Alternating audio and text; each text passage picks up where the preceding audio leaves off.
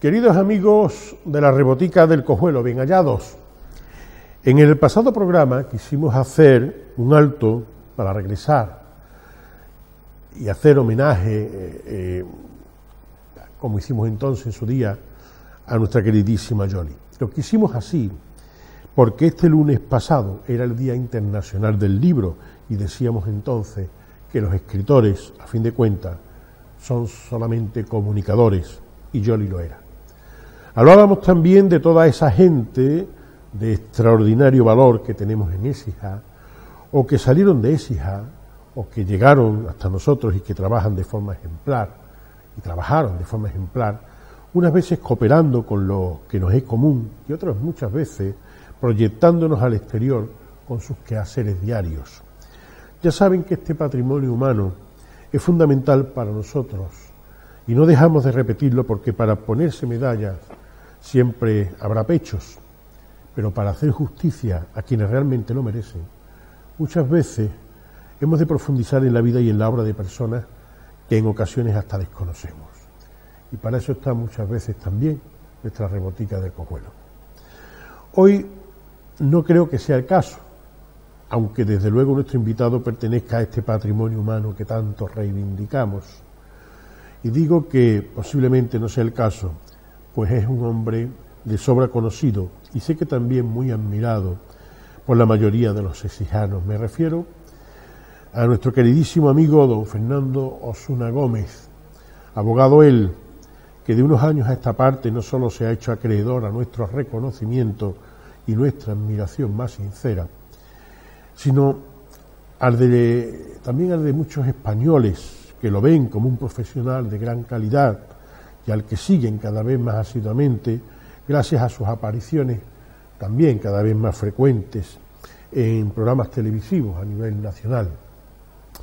Créanme que para esta, nuestra humildísima tertulia, es un verdadero honor tener por segunda vez a don Fernando Osuna entre nosotros, ya que si recuerdan y hacen memoria los que tengan más memoria, él fue un poco el que inauguró nuestra Rebotica del Cojuelo allá por octubre del año 2014.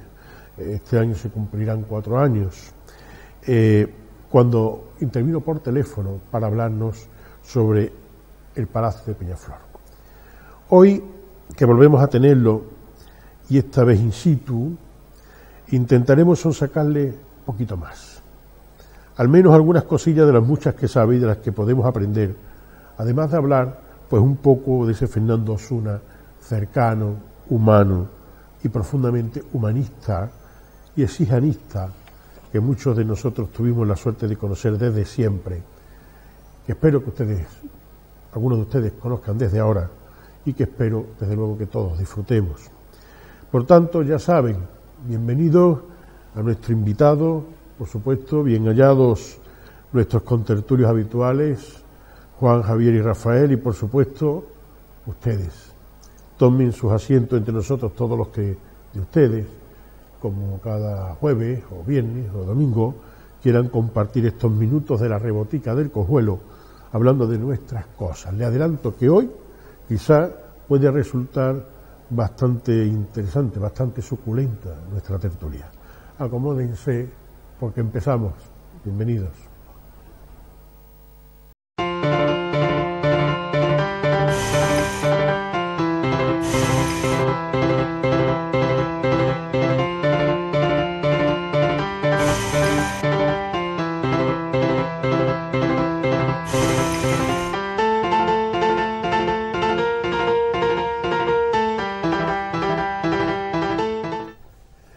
Bueno, pues nada, buenas noches, buenas tardes, buenos días, depende de cuando ustedes nos sintonicen, que ustedes ya saben que este programa se pone cada vez que no tienen nada que poner en esta televisión. Vamos a, antes que nada, como hemos dicho antes, darle la bienvenida a nuestro queridísimo don Fernando Osuna Gómez, que de verdad para nosotros es un honor fantástico. volverte a tener, porque, como hemos dicho en la entradilla, él fue nuestro primer invitado en esta... lo hizo en teléfono, o sea, lo hizo telefónicamente, fue en octubre de 2014. Sí, me acuerdo. ¿Te acuerdas? Y resulta que hablamos además de una cosa que vamos a hablar ahora después, también del asunto del Palacio de Peñaflor. Por cierto, por supuesto, bienvenidos a nuestros queridos contertulios, a don Rafael, que viene hoy de alcalde, a don Juan y a don Javier, y... bueno, don Fernando también viene con corbata, pero es que viene de hombre serio. O sea, vayamos a ver, ¿eh? Pero me la quito ahora mismo. No. Bueno, hay que decir un par de cosas, como siempre, del programa anterior. Primero, se hizo lo de la inauguración de la farola, bueno, el anterior, no el de Yoli, el que celebramos con Yoli, sino la inauguración de la farola que hablamos, de aquella farola del puente. Aquello se hizo en la inauguración y fue una cosa memorable, preciosa, que Amigos de ESIA lo supo organizar perfectamente, que la gente de fuera se quedaron encantados, nos agradecieron muchísimo nuestra participación, tanto la de Amigos de ESIA como la de esta rebotica, cosa que queremos agradecer muchísimo. Y bueno, y la verdad que merece la pena siempre trabajar por la gente que trabaja por nuestro patrimonio, por cualquier patrimonio, incluso una farola, como en esta ocasión. Más mérito tiene todavía.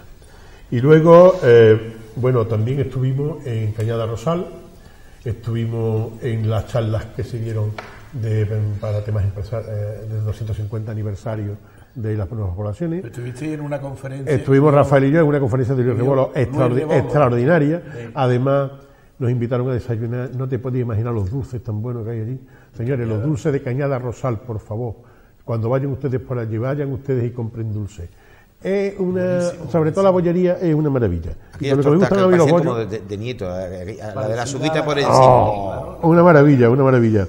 Y luego hay otra cosa, y es que en esta semana pasada se ha celebrado, además España Nostra me lo ha recordado mucho, el tema de que se está queriendo hacer patrimonio inmaterial de la humanidad, los toques de las campanas. Y aquí nosotros, como bien dice nuestro querido amigo Juan, las tenemos electrificadas y las fastidiamos. Y somos la ciudad de las torres.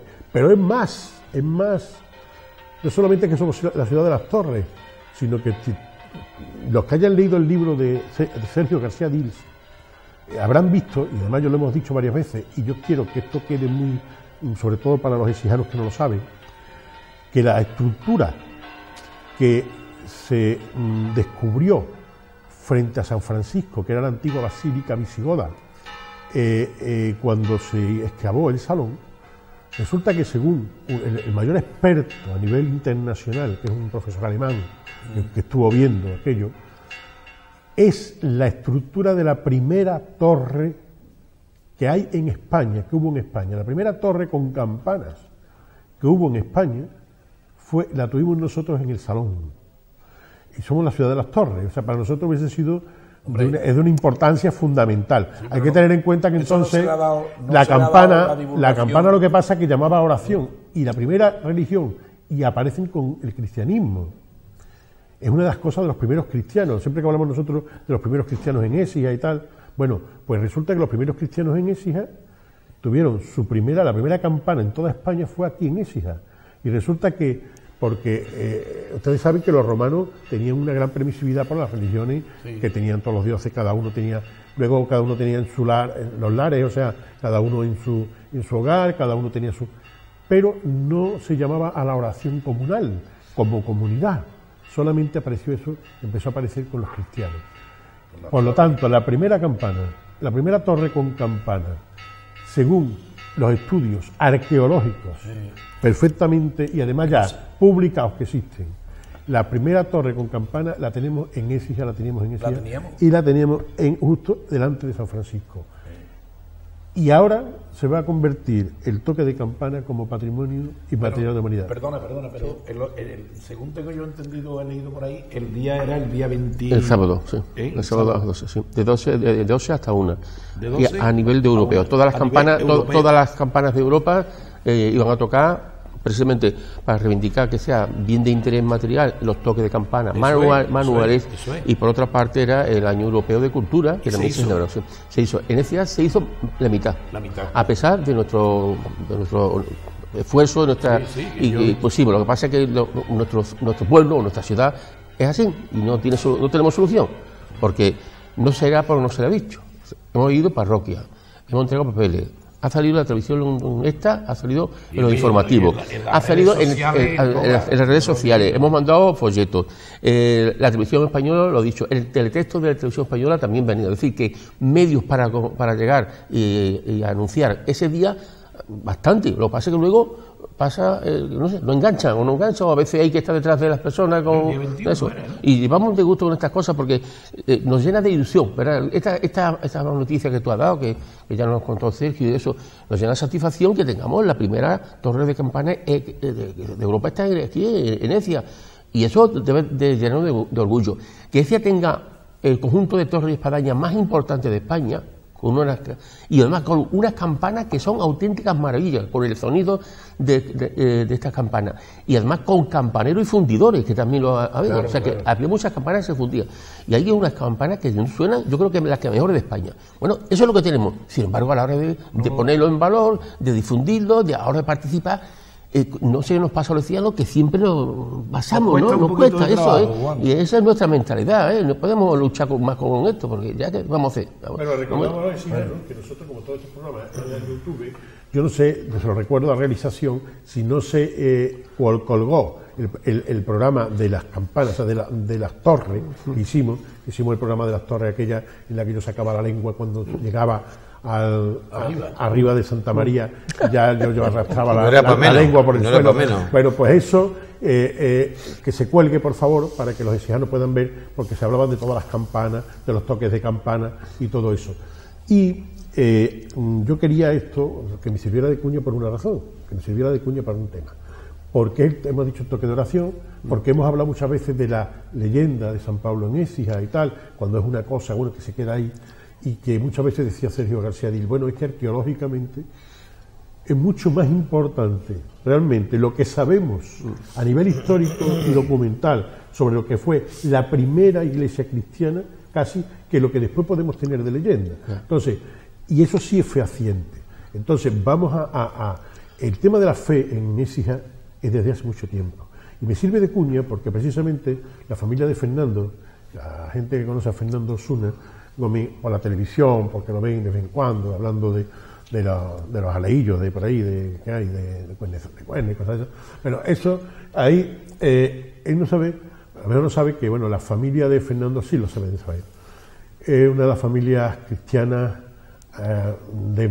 medularmente cristiana, y dentro de esa familia hay una persona que para mí es muy queridísima, porque además es de las que quedaron junto a mi madre antes de que perdiera la memoria, y para mí eso es muy importante, que su madre Esteli, que para mí era una persona extraordinaria, Esteli Gómez.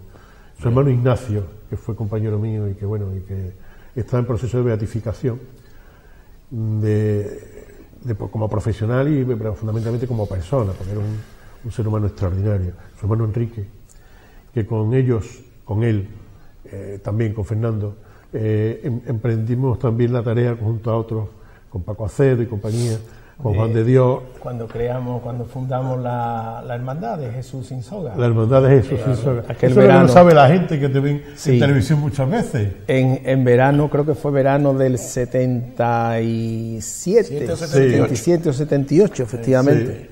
Éramos unos cuantos y bueno, decidimos, pues mira, ¿por qué no hacemos una hermandad que difiera un poco de la línea tradicional? Y apoyado también con don Esteban. Con don Esteban, efectivamente. Vamos a dedicarnos a lo que... Y don Fernando, que ahora ha desaparecido, sí, que ahora ha muerto, claro, y que don Fernando Gutiérrez fue fundamental. Yo me acuerdo haber ido con Ignacio desde aquí con una Vespa, suya, y hasta Sevilla, a ver a don Fernando, Dios, qué locura. Ahora digo yo, murió el otro día, cerca de 90 años. Que hizo muchísimo. Ese grupo de Paco Acedo, Garino, Juan de Dios Santo, José María Pérez Mayén, José Enrique Caldero, José Enrique también. Todos ellos era es que eran dos grupos. La verdad es que realmente los que se unieron, los que nos unimos, acuérdate allí en la parte de Santa María arriba. La verdad es que fundaste una hermandad distinta. Queríamos darle también una especial atención a la labor social, ¿no? Claro. Pues, en fin, había gente necesitada y bueno, y hacíamos, era un engendro, una mezcla. Una labor magnífica. Lo que es el arte, lo que es el Yo creo que fue en el 78. 77, 78. Lo que pasa es que empezamos un poquito antes. Claro, y después los contactos fueron antes. Sí, estuvimos con las reglas, a ver si elaborábamos las reglas. Había un problema con las reglas porque queríamos que entraran las mujeres. Exactamente. Y no vea tú la que se lió con el tema ese. Sí. Precisamente esa visita con la Vespa que yo hice con tu hermano allá a Sevilla era con ese tema. Sí. Me acuerdo perfectamente que estábamos hablando allí con nos echaban las reglas para atrás. El concepto de distancia y de proximidad y del tiempo y tal, yo creo que ha cambiado mucho. Tú dices, cogimos la Vespa, tú cogías la Vespa y te ibas a Sevilla. 2 personas. Pero escúchame, que no había autovía. Pero no había autovía. Que para subir a Cuesta de Carmona, a subir a Cuesta de Carmona no había autovía. Y además seguro que sin casco. Sin casco. Eso era, bueno, pues era, esto es muy importante porque de esto, hablaba yo el otro día de las raíces. Las raíces son fundamentales. Claro. Y las raíces de estas personas extraordinarias, como en este caso de Fernando también.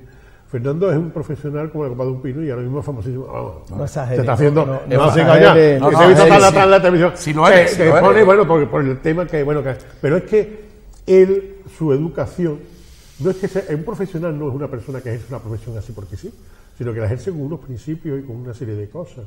El humanismo, lo que ha mamado, lo que yo ha hablo mamado, siempre, lo que se mama, ese es fundamental para muchas cosas. La búsqueda de la justicia, a fin de cuentas no dejamos de ser Quijote. Lo que pasa es que tú, como eres abogado, tienes la posibilidad muchas veces de vencer a los gigantes.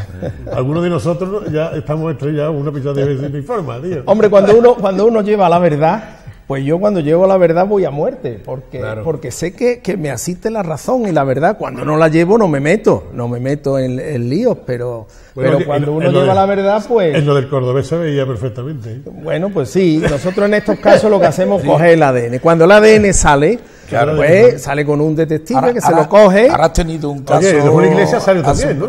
También. Ayer o antes de ayer, ¿no? También, sí, ha habido uno de Miami, total, que cuando cogemos el ADN, pues si el ADN ese, la saliva... Y el que se te niega a hacer el ADN... El que se niega a hacer, pues vamos a otro, a un hijo, vamos a un pariente, y entre todos, y si no sumamos, bueno, si como no él no le puede decimos... hablar lo mejor de caso, porque además ha visto cómo se ha querido ocurrir, hace así Rafael, no, pero es que hay quien ha hablado de sus casos, y como ha hablado de sus casos, yo lo pongo, y lo vamos a poner, y lo vamos a ver, porque yo no he visto una cosa, yo no me he reído más que viendo la entrevista que le hace Bertín Osborne a Manuel Benítez. A Manuel Benítez, que es el tío más simpático del mundo, que hay que ver lo simpático que es. Sí, una buena persona, un hombre encantador. Encantador. Pero es que además es tan gracioso contando el tío cuando se entera que tú has llamado a la mujer, a Virginia, y le has dicho lo del 99%, y él se entera, y está en el campo. Sí, se quedó bloqueado. Y se quedó, bueno, vamos a verlo. Tenemos ahí las imágenes, vamos a poner las imágenes, por favor, para que lo vean todos los exijanos. Yo estaba por allí, no, Virginia, yo me quedo por aquí que voy a hacer no sé qué, no sé cuánto. Y me llama por teléfono y me dice, la prueba de ADN ha salido 99,9% de positiva. Llamó el abogado y le dijo eso a Virginia. Y cuando cuelgo el teléfono se me aflojaron las piernas. Empecé a temblar, empecé a mirar dónde estaba, yo estaba en el campo, pero yo sabía si reírme, si llorar. Porque claro, era la primera vez en mi vida que realmente yo sabía que eso era... Sí, que todo lo que había pasado a lo largo de tu vida era verdad. O sea, que ya no había duda de eso, ¿no? Entonces me siento allí en una piedra, en el campo, me voy andando y viene una vaca rumiando. Y la vaca se arrima a mí y yo le digo, ¿te has dado cuenta que al final es verdad? Y la vaca rumiando, me miraba la vaca, me dice, este tío... Y yo estaba medio con las lágrimas saltadas y contándole a la vaca que mi padre era Manuel Benítez. Ni mi madre lo sabía en ese momento. O sea, hasta que no salió el juicio, yo ya tenía las pruebas positivas, hasta que no salió el juicio, mi madre no sabía nada de nada. Pero un momento, ¿eso cómo se hace? O sea, tú tienes la prueba del ADN, digo. Sí. Sí. O sea, él pudo decir que no, ¿no? Que no se le hacía, ¿no? No, pero eso llega un momento que yo al juez, el abogado que me hizo el tema, don Fernando Osuna, que es... ¿Le pueden obligar? Don Fernando Osuna, que es una eminencia en ese tema, porque yo me fui, y te lo digo de corazón, que yo lo vi en la televisión. Me levanté una mañana, me estaba vistiendo y tenía la tele puesta. Don Fernando Osuna, el abogado que ha conseguido que después de no sé cuántos años de una persona muerta, reconozca que su hija, la hija la había tenido con la muchacha con la casera, y la hija es hija del marqués que se murió no sé qué. Y yo digo, cachis la más, este es mi hombre, este es mi hombre. Y lo busqué en internet y lo llamé yo por teléfono al abogado. Digo, mire usted, tengo un caso que contarle y tal. ¿Quién es usted? El tío flipando, seguro. El secretario diría, el cordobés, Manuel Díaz, el cordobés, tal. No, un momento, ahora mismo se pone... Y hablé con él y él me dijo, mira, esto se le busca unas pruebas de ADN a él, se comparan con las tuyas y con esa prueba, si sale positivo, claro, pero mi pregunta... vamos al juzgado y aportamos esta prueba. Y el juez, al tener esa prueba, ya el juez dice, bueno, aquí está todo desestimado, este hombre tiene una prueba real. Y le obliga a Manuel a hacerse las pruebas de sangre conmigo, que le hicimos en Córdoba. Eso fue claro. En el mismo sitio. Él le hizo a las 10 de la mañana y yo la hice, o sea, en el mismo sitio coincidimos. Él hizo a las 10 de la mañana y yo a las 12 de la mañana. No nos vimos ahí de milagro. Total, que ya con mis pruebas hechas claro, y tal. el juez le dijo, tiene que hacerse. Exactamente. Él se hizo sus pruebas, fue un juicio, que yo en mi vida he estado en un juicio, ni nada, nunca. Y yo estaba asustado porque me metieron en una sala muy grande. ¿Y en el juicio también estuvo él? No, él no estuvo. Él no fue al juicio. Yo sí estuve allí solo, yo me senté allí en un banco y yo estaba mirando al abogado y decía, ¿yo qué hago aquí? Y es que no había nadie en la sala porque prohibieron que entrara prensa ni nada. Yeah. Y entonces yo allí, pues, don fulano no ha venido, don Manuel Benítez, tal, pum, pum, las pruebas son tal, y ya me comunicaron que el abogado me dijo que estaba todo hecho. Yo te lo digo como espectador, como público, ¿no? Que yo pocas veces he visto algo tan evidente entre un padre y un hijo. La apariencia física, ¿no? es que nadie lo ha dudado desde el principio, te lo digo, ¿eh? Sí, Manuel, pero hombre, uno tiene si que... y luego sales a la plaza y toreando y todo. Si es que nadie lo ha dudado. Bueno, pues ahí estaba don Rafael Benjumea, estaba nuestro amigo Rafael siempre, como siempre, emocionado y todo. En algunos momentos está emocionado. Juan riéndose. ¿Habíais visto esto o no lo habéis visto vosotros? No, yo no lo Yo había visto parte. ¿Tú lo habías visto? Sí, yo lo había visto. Tú lo habías visto, ¿no? Sí, pero él además... Estaba diciendo que duró 5 minutos el juicio. El juicio duró 5 minutos ya, con una prueba de ADN tan contundente, habiendo ido el cordobés padre a hacérsela también y habiendo dado un resultado del 99,99%, ya es que no hay nada que discutir, aunque llegaran allí 200.000 testigos diciendo que no había habido relación entre Manuel Benítez, el cordobés, y la madre de Manuel Díaz. Eso no sirve para nada. Aquí lo que vale es la ciencia, y la ciencia había dado el 99%. Es un hombre encantador, el cordobés, hijo, es una bellísima persona. Nunca me habló de dinero, nunca. Él lo que quería era que se hiciera justicia, dignificar a su madre y a él, y poner las cosas en su sitio. O sea, que él puede exigir herencia y todo, ¿no? Claro, en el momento que muera, pero él nunca me habló de dinero, ni de herencia, ni nada de nada. Él lo que quería era que se hiciera justicia, y que si él es hijo del cordobés, pues que la justicia lo reconociera. Eso era lo único. El juicio duró nada, 5 minutos. Yo creo que, Fernando, lo has comentado tú ahora mismo, fundamentalmente yo creo que es por salvar un poco también el honor de la madre. De la madre, claro, porque habían dicho muchas cosas sobre ella. Ella ha tenido una relación, claro, se quedó embarazada y el padre es Manuel Benítez, el cordobés, y él siempre lo había negado, siempre lo había negado, y hasta que ya pues le hicimos esto y salió. Fíjate, qué pena, ¿no? Es una pena estar toda la vida sí. viendo, pensando que es tu padre, sabiendo que es tu padre, porque una madre nunca miente, ¿vale? Y viendo y que las circunstancias de los años y ese hombre, claro, imagínate, ¿no? Se pone a hablar con una vaca. ¿Te das cuenta? Tal. Una cosa que eso es una pena. Yo no creo el peso, quitarse ese peso de encima. Que saque ese tema siendo mentira, ¿no? Mira, llevamos 600 casos. 600 casos en toda España, algunos en Europa y algunos incluso en Estados Unidos. Ayer salió un 99% también. Ayer. de un empresario muy fuerte de español y que iba mucho a Miami, y en Miami pues conoció una cubana, la dejó embarazada, y ahora al cabo de los 26 años pues el hijo dice, es que ese es mi padre, y mi madre ha sido olvidada, marginada, se ha quedado con un barrigón, no la reconoce a mi padre, no le ha prestado ayuda ni nada. Es una injusticia muy grande, muy grande. Entonces se le ha hecho el ADN, igual que el caso del cordobés, el 99, y entonces ayer llamé al empresario. Oiga, mire usted, no está, bueno, pues ¿quién es? Pues mire usted, yo soy el abogado, soy abogado, me llamo tal, Fernando Osuna, y digo, quiero hablar con este señor, ¿de qué? Digo, yo no le quise decir nada porque me parece un poco fuerte, claro. Y además a lo mejor a la secretaria, bueno, sí. Y es revelar cosas muy desagradables, claro, o muy secretas. Digo, no, yo quiero hablar para una cosa particular. ¿Pero particular de qué? Digo, no, mire usted, es de un juicio, un posible juicio. No le dije de qué era ni nada. Y estoy esperando que me llame. A lo mejor hasta me ha llamado porque tengo el móvil desconectado ahora mismo, y a lo mejor cuando lo conecte... Que no es el caso de don Juan Méndez Varo, que acaba de sonar y está ahí liado por favor, desconecta el móvil. Pues en estos casos las madres lo pasan muy mal, y no claro, digamos el caso de aquí de Écija, claro, que puedo decir el nombre perfectamente, de Rosario Bermudo. La madre se fue a trabajar a Madrid en los años 50, de una familia muy aristócrata, la familia, una chica de aquí decía en los años 50, con 19 o 20 años, totalmente indefensa. ¿Por qué? No sabía leer, no sabía escribir, en una capital como Madrid, con el monstruo que es Madrid, una persona que sale de aquí en los años 50 y se vaya a trabajar.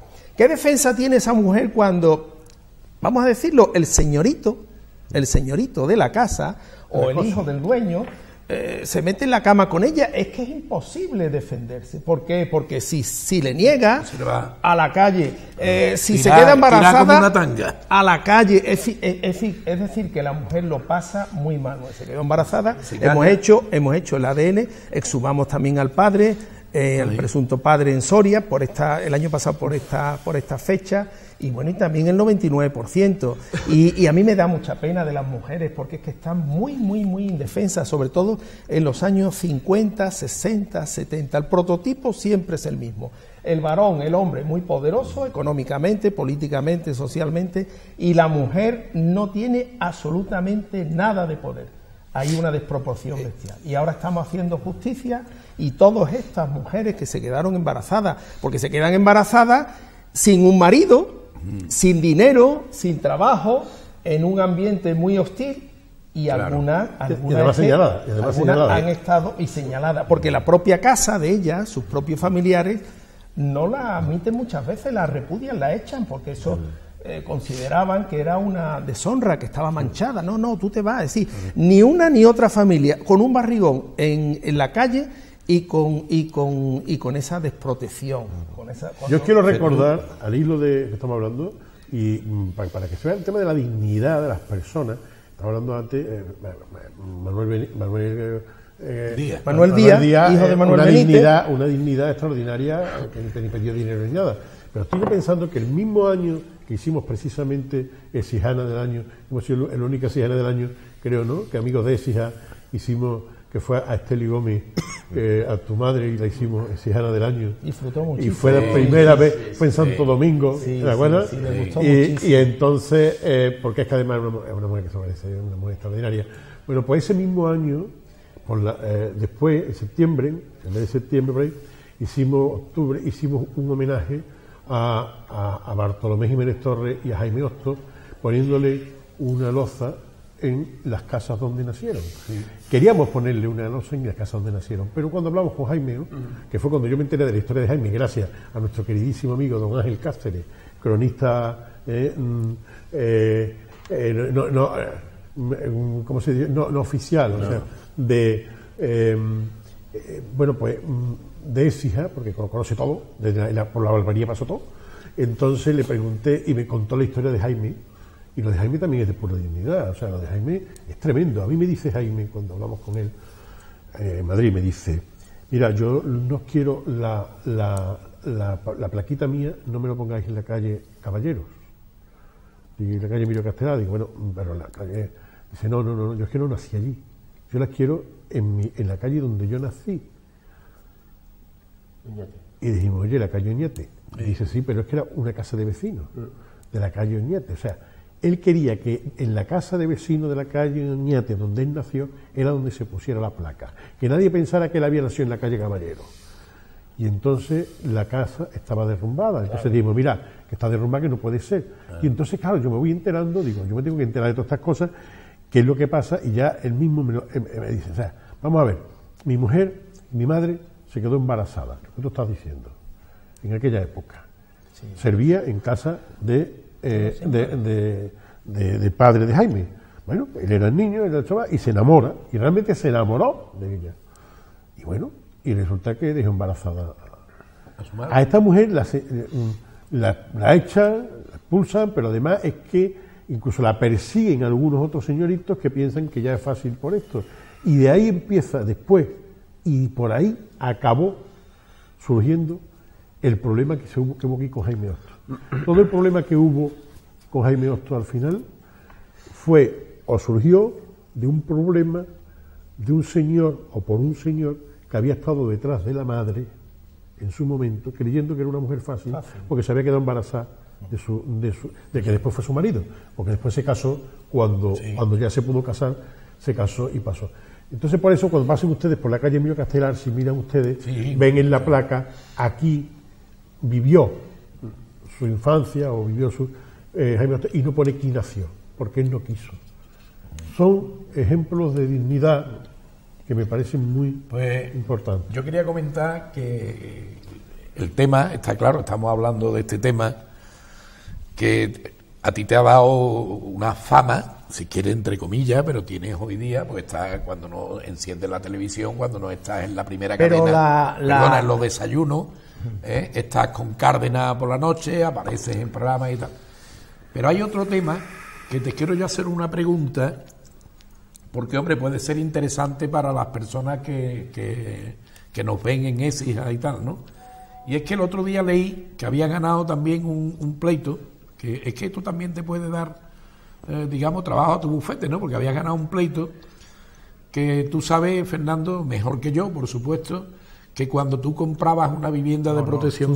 Tú sabes de eso bastante más que yo. No, bueno, cuando tú comprabas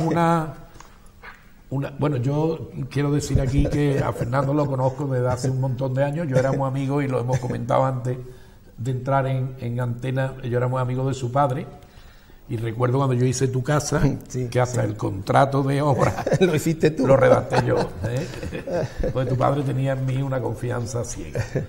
Entonces, el tema es, Fernando, que tú sabes que cuando tú compras una vivienda de protección oficial, las cantidades que tú vas entregando a la promotora y tal, a quien te vende la vivienda, tienen que ir con un banco garantizando esas cantidades. Eso es.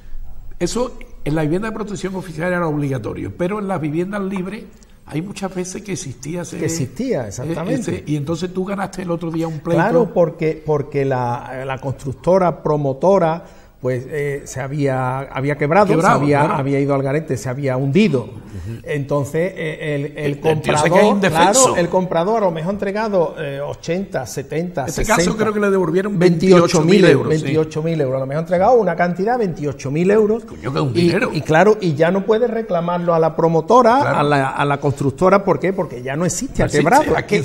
¿Qué hago? Y entonces unos abogados, creo que fueron de Murcia, estudiaron muy bien hasta las comas del artículo de la norma y vieron que en determinados casos, como tú muy bien han indicado, cuando son viviendas de protección oficial o cuando son viviendas libres, de régimen libre, pero que tienen una vinculación con un banco, porque ese banco ha intervenido garantizando la operación, en la operación esa, en el préstamo o en la ayuda que se le ha dado, pues en esos casos cuando interviene el banco, el comprador que se ha quedado sin vivienda, porque la vivienda no está terminada, algunas ni siquiera hay 2 pilares y medio, ya está. Y la cimentación. Pero tú has dado un dinero. Y entonces no, lo pierde. Bueno, pues en ese caso, si se dirige a través de un abogado, evidentemente, presenta una demanda contra el banco tiene que responder y los bancos tienen dinero a la prueba hasta que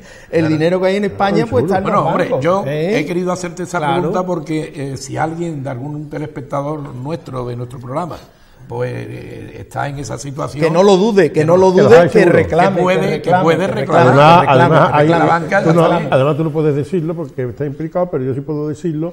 Todos los vecinos, porque es una pena, cada vez que paso por allí me da una pena tremenda, toda aquella parte de casa, al lado de la N4, por ejemplo, en la zona de la N4 que está aquello, que es una... No, te lo digo porque yo tengo amigos allí, que dieron una entrada, hombre, y entonces se quedaron sin nada.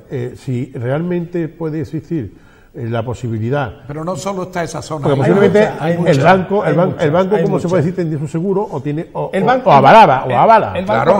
El banco responde y el banco sí tiene dinero. La empresa constructora, promotora, no, porque se ha arruinado y se ha ido en quiebra. Bueno, pues al margen de ese tema, hay un tema también, yo no sé si tú lo tienes en el guión. A ver, yo iba a hablar porque yo quería hablar. Yo tengo el guión y tú. Yo quería hablar de las Teresas. No, sí, lo tengo aquí. Lo tengo aquí. ¿Qué le pasa, por favor, don Francisco? Sí, dígame usted. Esa es la pelota para acá que los extremos estos también quieren jugar algo. No, pero si ustedes pueden. En cuanto ustedes me señalen así, yo sé que están ustedes queriendo hablar. Hablen ustedes, por favor. Muy rápido.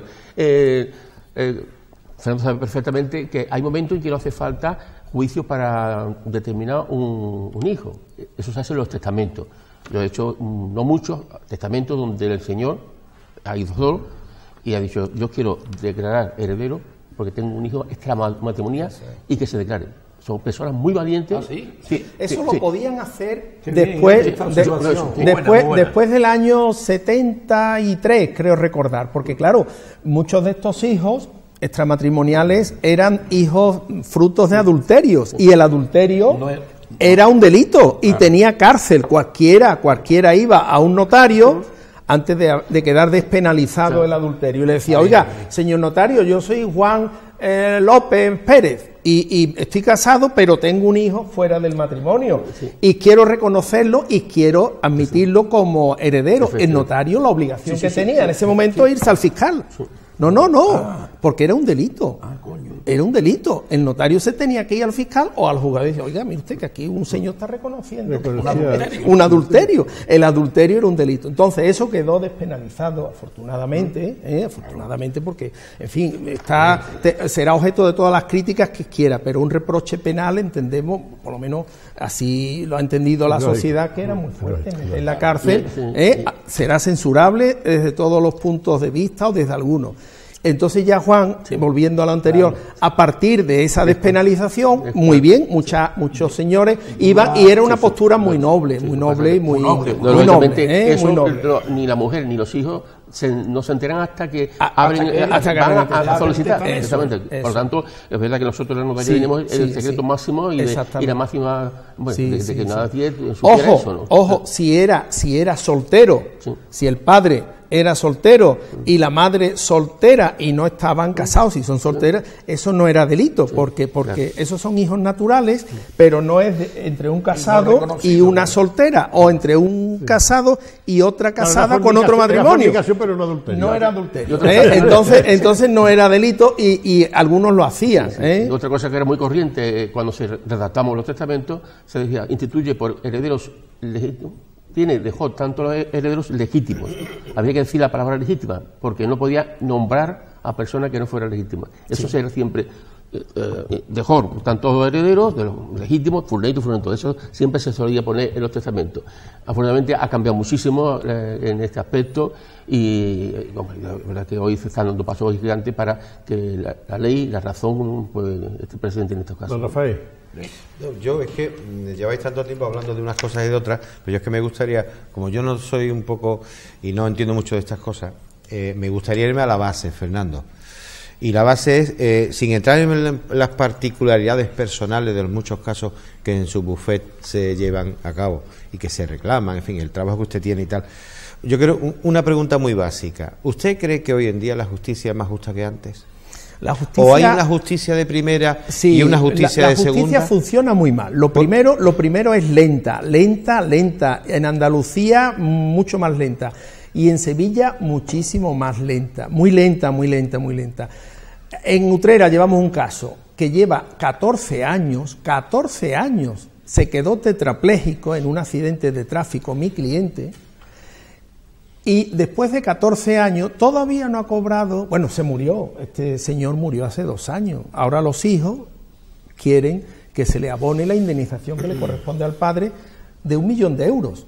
Era un jornalero el pobre hombre que iba a la campaña de fresas de Huelva, y por la noche una mula por allí por Utrera, que el dueño de la finca no la tenía protegida, guardada, se le atravesó de buena a primera, de noche, y la colisionó, se quedó tetrapléjico. 14 años llevamos y todavía él murió hace 2 años. Ni los familiares, es decir, que la justicia, volviendo a lo anterior, la justicia es muy lenta, y una justicia lenta es una injusticia. Evidentemente. Eso es una injusticia. 14 años, 14 años, y bueno, si la justicia... Hombre, hay algunos sitios, el caso del Cordobés, presentamos la demanda, creo que fue en noviembre, y en abril estaba la sentencia, y una sentencia ya firme, porque como no la recurrieron, porque en el juicio admitieron la prueba del ADN, porque el cordobés viejo, el Manuel Benítez, fue a hacerse la prueba del ADN, ya esa sentencia, ¿cómo se iba a recurrir? Si él voluntariamente había ido y se había hecho la prueba y tenía todas las garantías. Es decir, que depende de en Extremadura muy rápida y muy bien, en Galicia bien, en fin, depende de las comunidades. En Andalucía muy mal y muy lenta, y en Sevilla lentísimo. Entonces se entiende que eso es un... Sí, perdone, continúe. Entonces eso no es justicia. Eso, ¿de qué le sirve ahora? Esta gente llevan 14 años, claro. los del tetrapléjico. Entonces, que se murió hace 2 años. Claro. El accidente fue hace 14 años.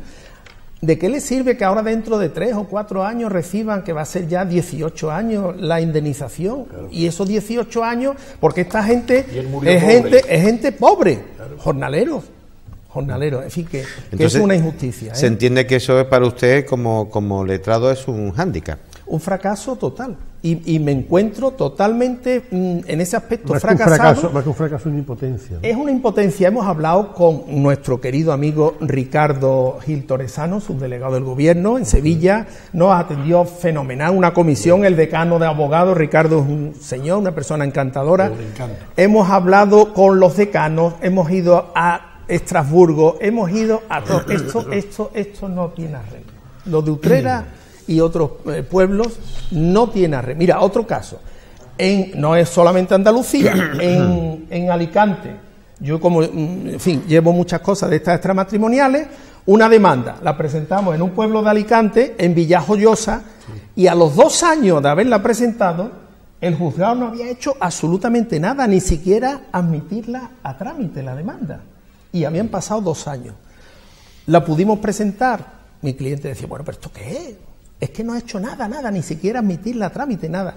Nos la llevamos a Vigo, porque se podía presentar en Vigo. A los 15 días ya estaba funcionando aquello, andando aquello. Es decir, que es muy ingrata la justicia. Ahora volvemos otra vez a explicar, y vamos a ir a cosas que... Porque la primera intervención que él tuvo aquí en esta rebotica fue sobre el tema del Palacio de Peñaflor. Está el Palacio de Peñaflor y están las Teresas que están pendientes. Vamos a plantear el tema primero, por volver otra vez a aquel Palacio de Peñaflor, que nos quedamos aquí pendientes y que dijimos y siempre hemos dicho que esto no lo vamos a dejar nunca, vamos a seguir dando la lata hasta que aquí se consiga algo. Entonces, él la llevó, y a mí me gustaría, Enrique, que nos volvieras a comentar qué fue exactamente... ¿Enrique? Ay, Enrique, perdón, estamos hablando... Fernando, me dice Enrique y yo lo encajo perfectamente, hasta me gusta. No. Pues a mí me dice Fernando, a mí me dice Fernando muchísima gente. Ya aprovecho también para decir que no soy Fernando, que mucha gente... Vamos a ver, entonces, el tema... cuando tú, Fernando, ¿no? No la liga. Cuando tú comenzaste con el tema fue porque un grupo municipal, en este caso... me vino un partido político y me dijo, esto hay que arreglarlo, esto hay que hacerlo, esto es una pena. Y sabemos dónde está el fulanito que tiene todo. el fulanito en cuestión vivía en un barco, un desastre, estuvimos intentando notificarle, lo iniciamos por la vía penal, porque así quería este partido político que se puso en contacto conmigo. Y bueno, nos toreaba, nos toreaba y bueno, y ya de buenas a primeras pues el partido político se desinfló, no sé lo que pasó, que ya no quiso seguir. Yo claro me encontré solo, solo porque no tenía ya cliente, el partido político no quiso seguir. Y me acuerdo que hubo una conferencia que la dimos allí en el Palacio de Benamejí, estuvimos allí hablando de esto, había muchísima gente interesada, porque aquí en Écija ya se sabe que la gente con temas de sociales, culturales, religiosos, con muchísimos temas, la gente tiene una sensibilidad y es un pueblo, una ciudad que es grande, que es digna, que es, a mí me encanta ese espíritu que tenemos los écijanos de movernos y de avanzar y de subir y de hacer pues dignidad, ¿no? Se planteó allí y bueno, parece ser que había algunas entidades que sí, que podían continuar con esto. Claro, ya por la vía penal no se puede, porque los posibles delitos que hubiera habido, bueno, y después también fui a hablar con la fiscal de patrimonio en Sevilla, la fiscal un desastre. Esto no hay medios, es que de verdad que tengamos un ministerio fiscal, que tengamos una justicia, una fiscalía aquello fue horrible, se te viene el alma abajo. Yo creo que se puede retomar por otra vía distinta, por la vía administrativa o por la vía civil, que los plazos de prescripción son mucho más largos y eso se puede retomar. Si te parece, vamos a hacer. Yo me ofrezco gratuitamente, aquí más testimonio no puede haber, más testimonio. Queda constancia. Yo me ofrezco gratuitamente si alguien, alguna entidad, alguna persona, algún ciudadano, como los hay muchísimos, que estén sensibilizados con esto, pues a llevarlo adelante, porque de verdad me parece que es de justicia que no haga, Además que somos los écijanos, somos los propietarios de todo eso que ha desaparecido. Claro. Y vamos a hacer una brevísima, muy breve inventario. Bueno, primero tengo que agradecer muchísimo al Ayuntamiento, a Sergio Gómez, al delegado, y a Sergio García Dils, su colaboración, porque el último inventario que se hizo, lo hizo Sergio García Dils, que hizo un informe para el Seprona, para la Guardia Civil, hizo un informe, el último informe es de 2011, y lo hace Sergio, y yo quería saber exactamente cómo estaba ese informe, lo pedí, y Sergio Gómez me ha dicho, claridad toda, tiene que haber claridad absoluta. Digo, pues yo quiero que allí en la Rebotica haya claridad absoluta, yo quiero todos los datos, y las imágenes y todo. Entonces me han dado el inventario y la historia de esto, y yo quiero que ustedes sepan muy brevemente y yo lo tengo también como en Fernando el despacho, lo tengo con fotografías, están los huecos de los cuadros, de los marcos, de las figuritas de porcelana, de las consolas. Pasaban revista cada año, cada 2 años. En el año tal estaba todo repleto de obras. A los 2 años iban reduciendo, estaban en blanco. A mí me gustaría, por centrar un poco el tema, y eso Espera. quizá la persona, perdona, Paco, que es importante lo que voy a decir, quizá la persona más enterada de ese tema de esta mesa sea Juan Méndez Barro. Una pregunta. Nos estamos refiriendo al tema desaparecido. ¿De qué fecha para acá? Por eso te estoy diciendo que espera un momentito que tengo yo todos los datos. Pero además certificados para la Guardia Civil, por eso te lo estoy diciendo. Mira, vamos a ver. Se hicieron varios inventarios. El primer inventario se firma el 30 de abril del año 89, ¿vale? Y eso es la fundación de los Marqueses de Peñaflor. Todavía pertenece a los Marqueses de Peñaflor. Y había 3 inventarios, el A, el B y el C. El A tiene 923 lotes. El B tiene 373 lotes. Y el C es el que no se sabe, porque son precisamente las piezas más importantes, son las piezas sagradas, consagradas y tal, y que son las... Esto del año 89. Esos son del año 89. Desde el año 95 al 99, en ese intervalo, ¿vale? En el cual además estuve yo delegado de Cultura y se me dio la responsabilidad del resto, pasó un solo inventario. El inventario A había pasado al ayuntamiento. Entonces yo le pedí a una serie de amigos, entre ellos Juan, estaba Fernando Martín San Juan, estaba gente de la SAFA, estuvo, me parece que fue García Carrillo también estuvo allí, estuvo Mariano Ñoro, estuvieron una serie de personas para ver ese inventario e ir fotografiándolo para que lo supiéramos. ¿Por qué?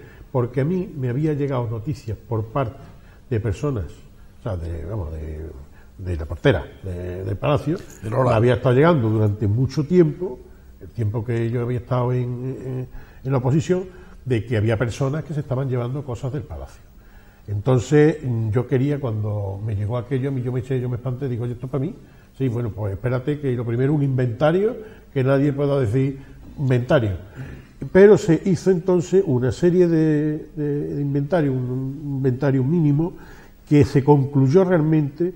El segundo inventario se firmó en el año 2002. Y entonces en ese inventario aparecen 399 lotes, pero están separados en 7 tipologías distintas: cuadros, muebles, tal. Luego hay un tercer inventario, que es cuando se hace el expediente de permuta. El expediente de permuta es cuando la Fundación Peñaflor pasa el inventario B al ayuntamiento, ya se lo pasa, para permutarlo por los terrenos que había en la zona de allí de arriba y el mirador, al lado de las AFAS, y el mirador. Eso fue el 5 de mayo de 2006. Y lo que corresponde es la fotocopia del inventario B, realizado en el año 89, que ese es el inventario que había, más lo que se sabía de inventario A. El cuarto inventario, hecho en mayo de 2006, es un inventario que no consta en el ayuntamiento para nada. Es decir, CLAR Rehabilitación Sociedad Limitada, que es la empresa que se encarga de todo esto, que tú dices que vivía en Almería, en un barco. En un barco en Almería. Esta gente en mayo de 2006 realizan un inventario con todo lo que se supone que ya debe haber del A y del B y de todo.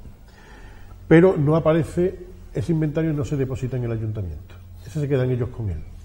Luego, el último inventario ya se hace con todas las cosas ya que había el 8 de febrero de 2011. Y esto se hace precisamente, y lo hace Sergio Garcedils, entre otros,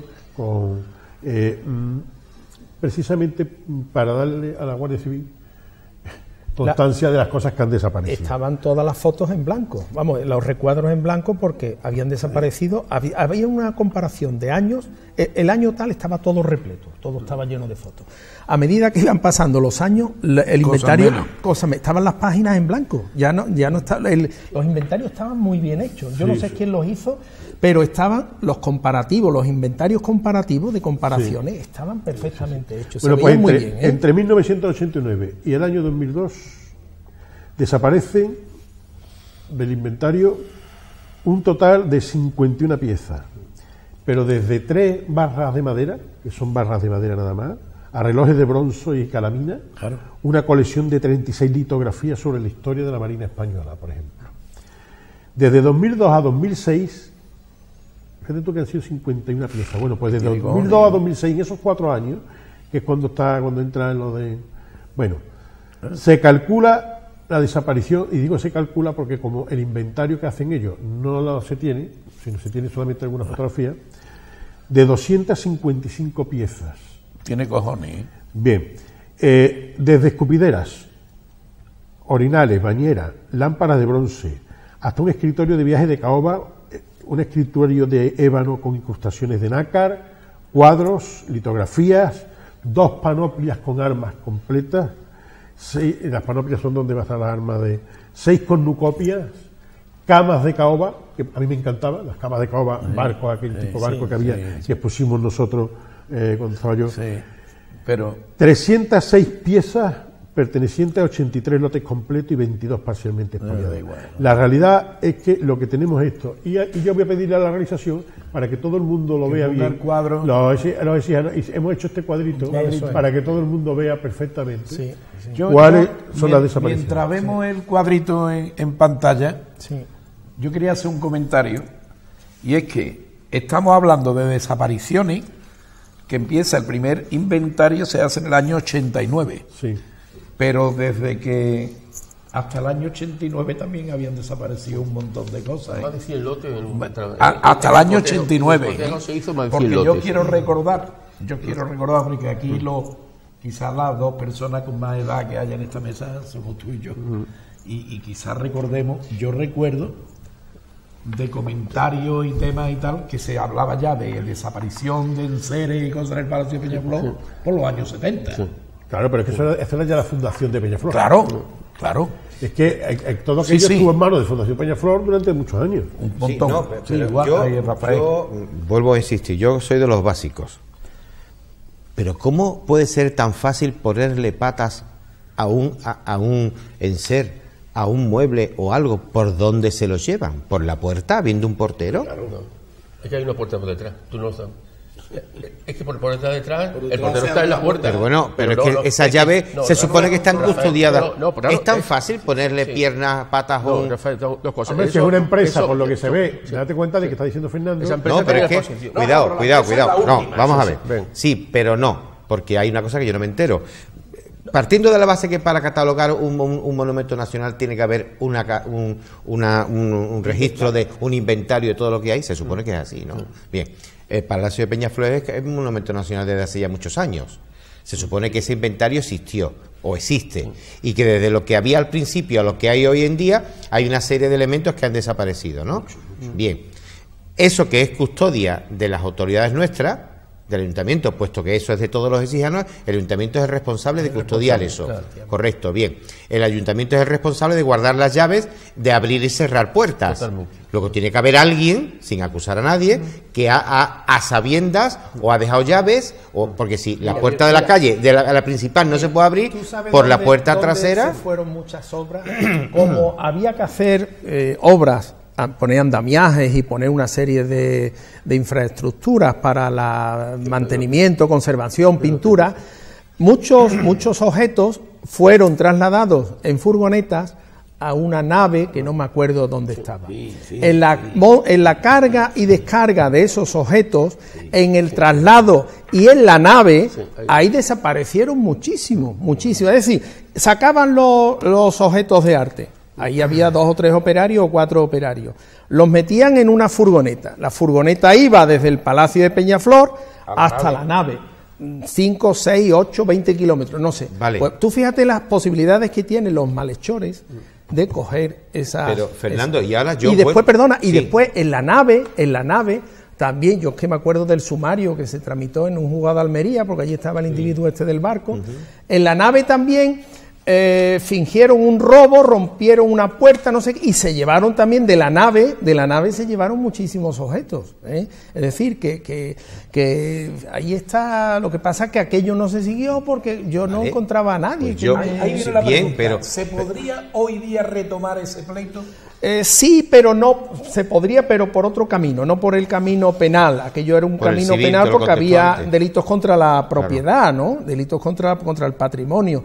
Hoy día se podría hacer y se podría retomar. Yo, desde luego, insisto y repito que aquí estoy y si alguien me quiere decir, venga, Fernando, vamos, pero yo necesito a alguien que me lo encargue. Porque ayuntamiento. Claro.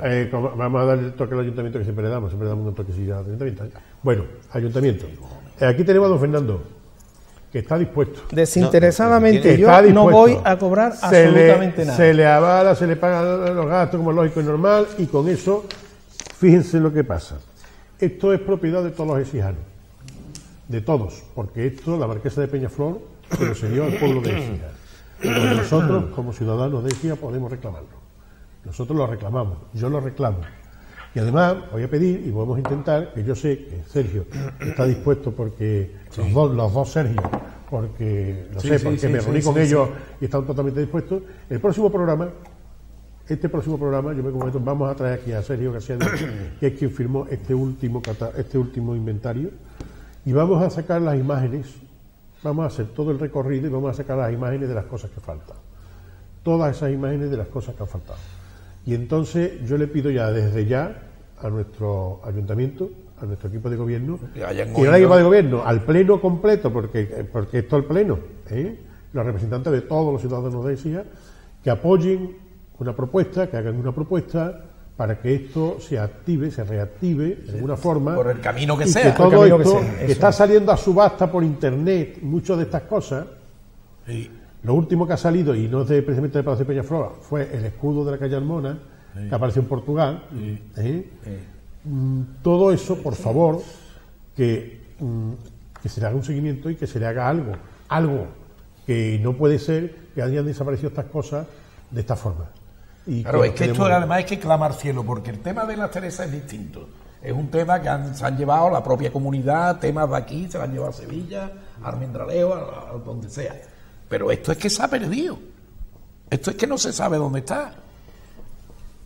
Es que una cosa que yo no entiendo, Paco Berzo, la autoridad competente, cuando firma un inventario que lo tiene que firmar, es cuando llega a su poder, y se coteja con el anterior, y dice, corcho, aquí hay 100 lotes, que faltan 100 lotes. Inmediatamente este señor, como función pública, inmediatamente a lo correspondiente y que me vayan juzgado, pero inmediatamente ya.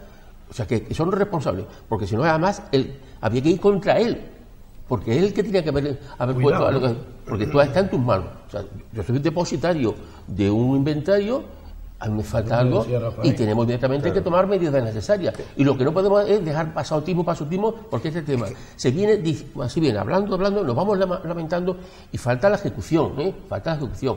Mira, en el caso concreto yo podía hablar mucho. Yo tenía constancia de cuando se celebró, estuvo rodándose una película en Ecija, Carmen, en el Palacio de Peñaflor. Allí se utilizaron el palacio para escenas y aquel día se llevaron. Y se denunció, se fue al ayuntamiento, se le dio al alcalde, se le dio esta fotografía. ¿Qué se hizo? Nada. O sea, el problema es que esto es una... totalmente. Es que yo creo que el único pueblo que pasa es en Ecija, nos cogen los tontos siempre, porque esto en otro momento ese hombre inmediatamente a Ceprona, se va al fiscal, lo que sea, y aquí se pone pie en pared, pero desgraciadamente no, y hemos perdido un capital, un patrimonio impresionante. Permitirme que, al hilo de Juan, permitidme que planteen en esta mesa una pregunta a debatir. ¿Vosotros creéis que en algún momento puede haber alguien interesado en que pase el tiempo para que esto prescriba? Pues seguramente. Porque si el tiempo va pasando, no se mueve absolutamente un dedo ni un papel, y puede ser que haya alguien... No voy a decir por ideologías, ni voy a decir por intereses, nada, por Dios, no voy a entrar. Pero puede ser que haya alguien interesado en esto. Puede ser. Fernando, usted como doctor en... yo creo que sí, porque el tiempo borra muchos efectos. En ¿Y derecho, esto cuánto tiempo tiene para prescribir? Depende, porque la vía penal está prescrita ya, pues la vía penal, la vía penal está prescrita, pero bueno, después hay un camino que es el administrativo, que pudiera estar todavía vivo, e incluso el civil, que también, que los plazos son más largos en la vía civil, la vía administrativa, es cuestión de retomarlo, pero claro, yo lo hago, pero yo necesito alguien que me diga, Fernando, que yo soy tu cliente, aunque no le cobre, pero por lo menos tiene que haber una asociación, una persona jurídica, un mecenas, que sea, ¿no? El que sea. Yo lo hago con mucho gusto. También, amigo, decía, podía ser una cosa, yo creo que una cosa, yo como amigo decía, te lo expreso, como lo ha dicho él, que cojamos, amigo decía, abra una cuenta especial para el tema para poder apoyar el rescate de las piezas del Palacio de Peñaflor.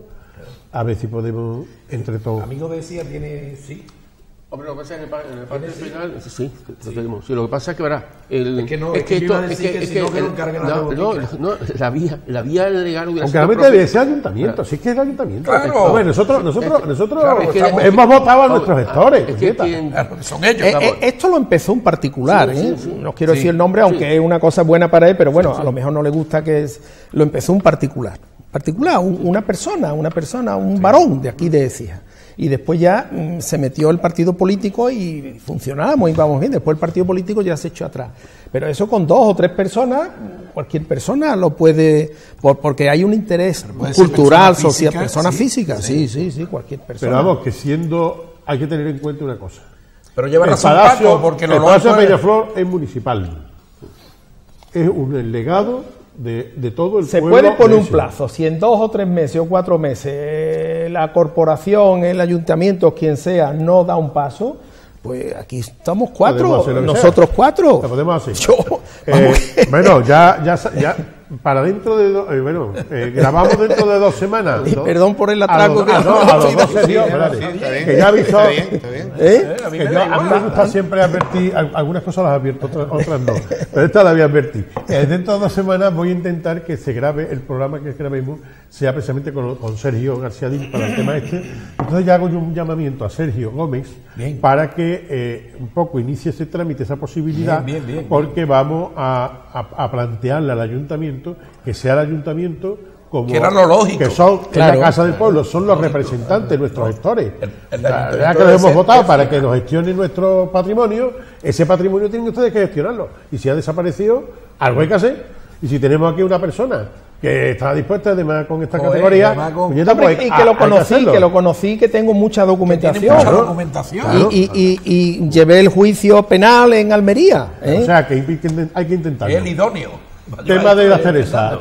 Vamos al tema de las Teresas. Venga, otro sí digo. Bueno, con el tema de las Teresas, como con Palacio Peñaflor, estamos usando, además Fernando lo sabe. Como se dice, de rabiosa actualidad, porque ayer estuvimos hablando, bueno, conmigo no, pero con los compañeros. Es algo y que, yo creo que hoy se ha presentado, Yo creo que hoy se presentaba el escrito, porque ayer me parece, Juan, que mandaste la dirección de correo electrónico. ¿Qué escrito? Un escrito precisamente para, reivindicar 2 cosas importantes.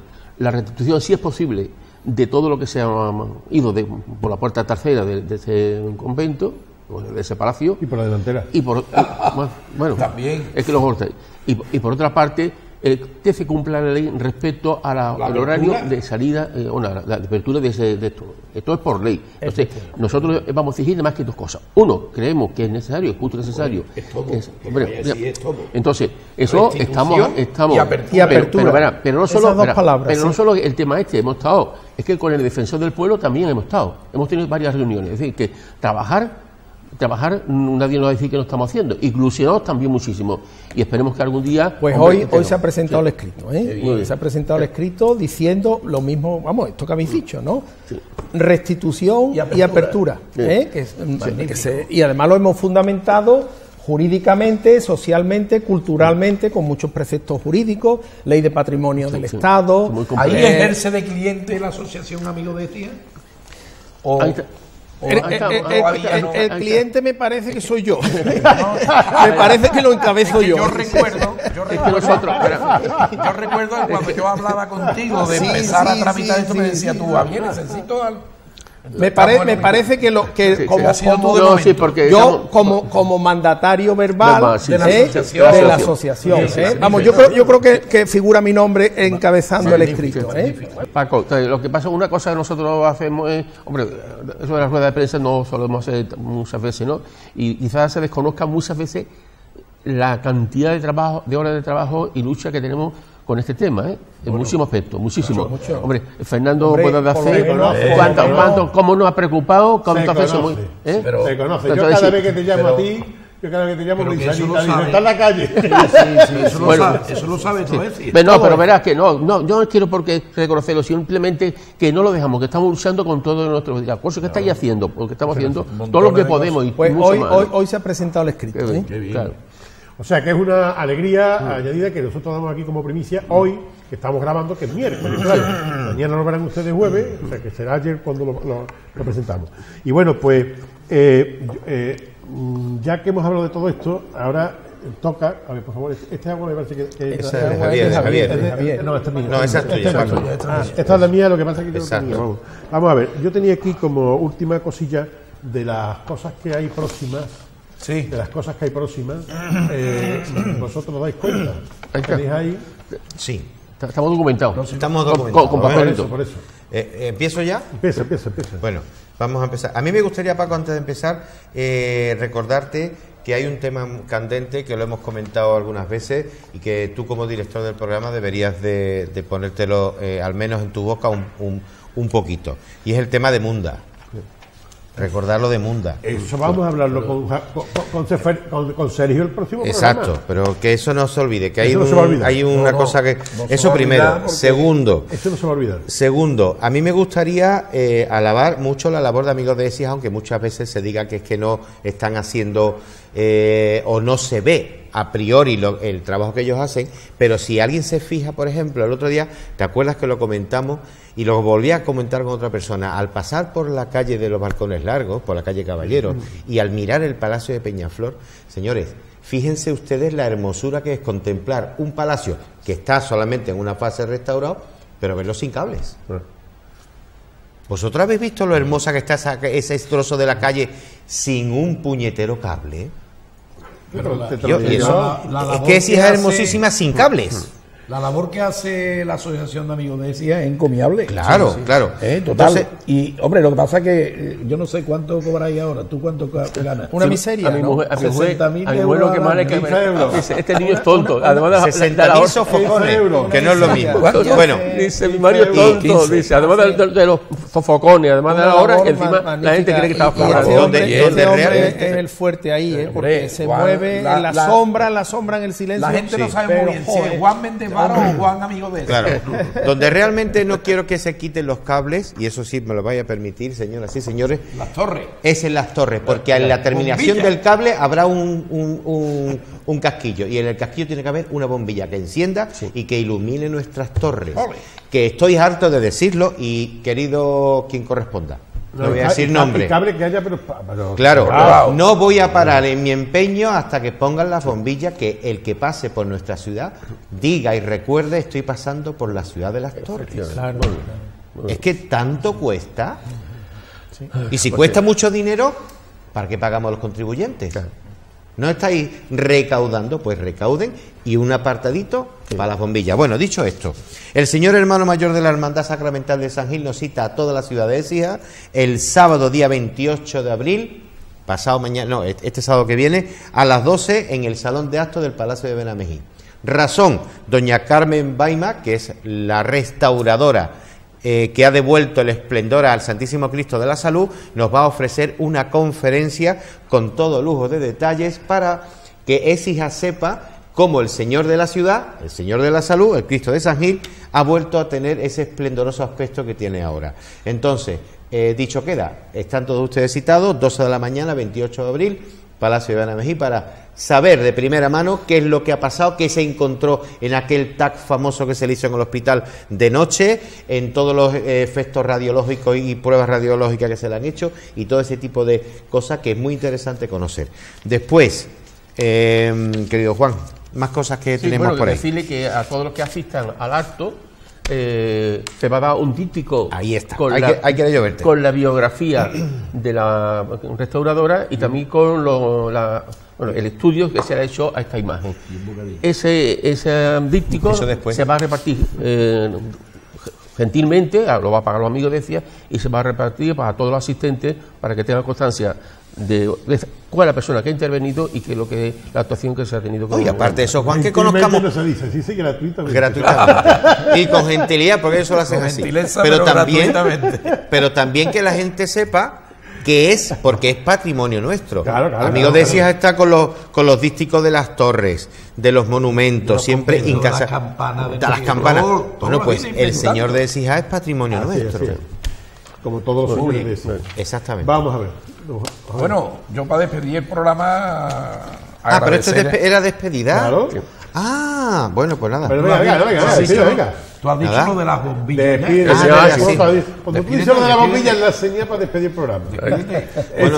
La bombilla es la señal. Vale, perdón. Yo creo que. Perdón. No, nada. Señoras y señores, muchas gracias. Me despido. Hasta la próxima. Don Fernando, un placer tenerle. Gracias por estar aquí, estar tan cómodo y tan a gusto con mi paisano. Es usted un orgullo para esta ciudad. Bueno, yo voy a decir una cosa. Creo que es de los programas donde hemos puesto más el dedo en la llaga de unos problemas muy gordos en la ciudad, muy gordos, que es para tomarlo en serio. Los écijanos, ninguno puede quedarse al margen y ante ese tema, porque ha sido expoliado el patrimonio de la ciudad, y quiere decir el patrimonio de todo y cada uno de nosotros, y eso no nos podemos quedar quietos.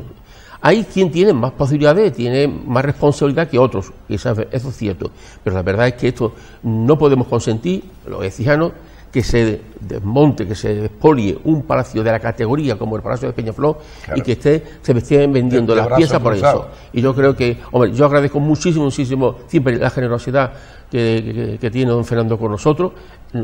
Hemos tenido bastantes reuniones, siempre hemos tenido el mismo carácter de trabajar por la ciudad. Él lo ha hecho siempre con el deseo de que no quiere cobrar nada, lo que quiere participar, le llena ese exijanismo, y por lo tanto seguiremos luchando con nuestras posibilidades, y son pequeñas, pero con esas pequeñas posibilidades, y este esfuerzo lo haremos patente cada vez que podamos.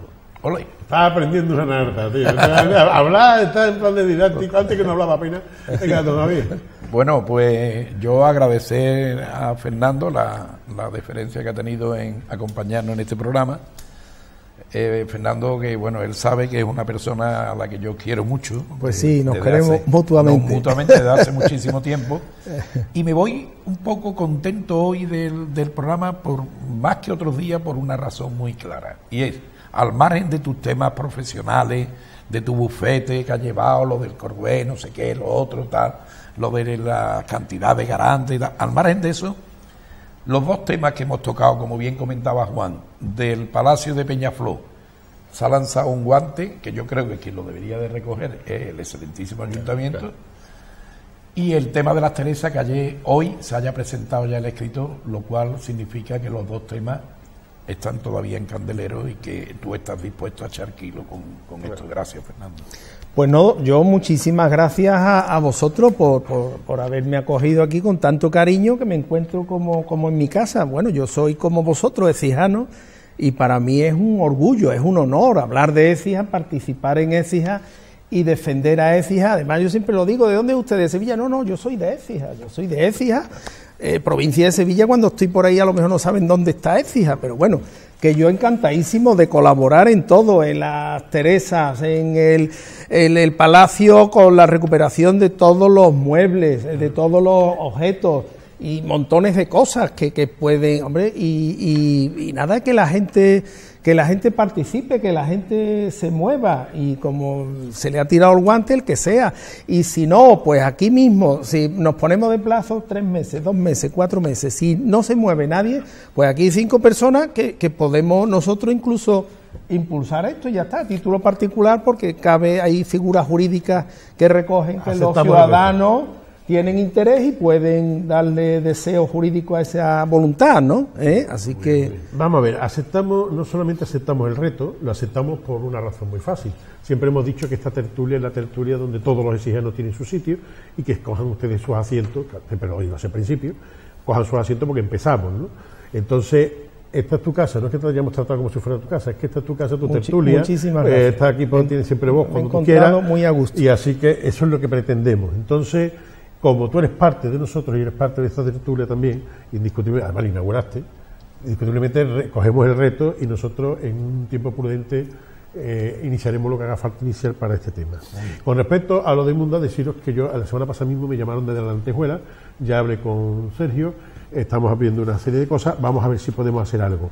Respecto a lo de la salud, quiero que me guardes un díptico, por favor, porque yo ese día voy a estar de boda en Toledo y no voy a poder.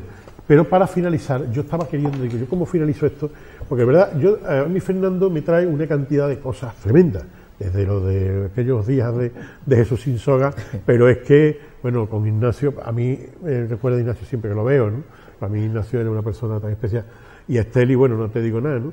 Entonces, para mí son cosas muy especiales. Y luego, el último programa hablamos de Jolie, y hablamos de los autores, ha estado el día del libro, y yo me he acordado, porque he visto en las redes sociales la gente recomendando libros, y yo digo, ¿cómo es posible que no se recomienden a los autores exijanos?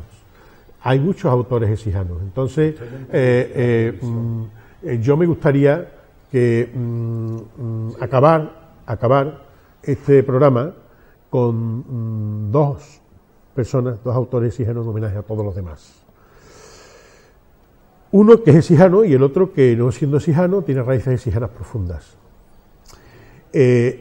Uno es nuestro querido amigo Juan Méndez Varo, y el otro es nuestro admirado Felipe Campuzano, que es hijo, saben ustedes, de Rafael Campuzano, de aquí de Écija, de la familia de los Campusanos de Écija.